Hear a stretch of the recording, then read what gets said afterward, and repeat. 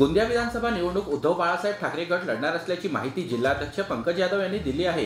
तर 2 दिवसाआधी उद्धव बाळासाहेब ठाकरे गटाच्या वतीने कार्यकर्ता मेळाव्याचे आयोजन देखील करण्यात आले होते।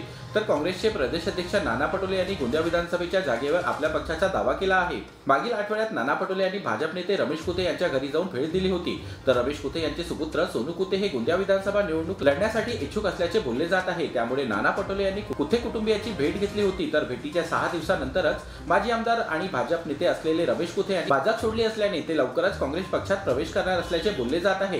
तर दुसरीकडे उद्धव बाळासाहेब ठाकरे गटाचे जिल्हाध्यक्ष पंकज यादव यांनी मी स्वतः उद्धव बाळासाहेब ठाकरे गटाच्या वतीने गोंदिया विधानसभा निवडणूक लढणार असल्याचे त्यांनी सांगितले आहे। विधानसभाची जी सीट आहे हे सीट शिवसेना महाविकास आघाडीमध्ये लढणार आमचा निश्चय झालेला आहे। मी जे आमचे पक्षप्रमुख माननीय उद्धव बाळासाहेब ठाकरे आणि आमचे पूर्व विदर्भचे संपर्क प्रमुख माननीय भास्कर जाधव साहेब गोंदिया जिल्ह्याच्या सर्व पदाधिकाऱ्यांनी विनंती केलेली आहे की आम्हाला तो कोरेगाव जिल्ह्यासह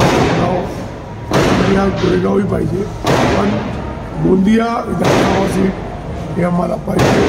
काहून की आमच्या 2 वेळी इथं आमदार होतो आणि लोकसभामध्ये आमच्या चांगली मेहनत केली होती आम्ही आणि त्याचा परिणाम महाविकास आघाडीचे जे खासदार झालेले आहे त्याला शिवसेनेच्या माध्यमाने आणि जे आमचे परम मित्रपक्ष आहे त्याच्या माध्यमाने भेटलेली आहे।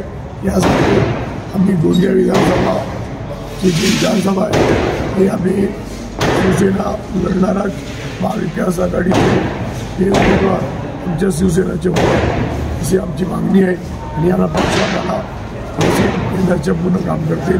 नेत्यांनी आम्हाला हे आमचे नेते आहे हे दिल्याचं आम्हाला आश्वासन दिलेलं आहे। त्यामुळे राज्यात महाविकास आघाडीची युती असताना काँग्रेस, राष्ट्रवादी काँग्रेस, शरद पवार गट, उद्धव बाळासाहेब ठाकरे शिवसेना या तिन्ही पक्षांची युती असताना गोंदिया विधानसभेची जागा कोणत्या पक्षाच्या पदरी पडते आणि कोण निवडणूक लढतो हे लवकरच कळेल।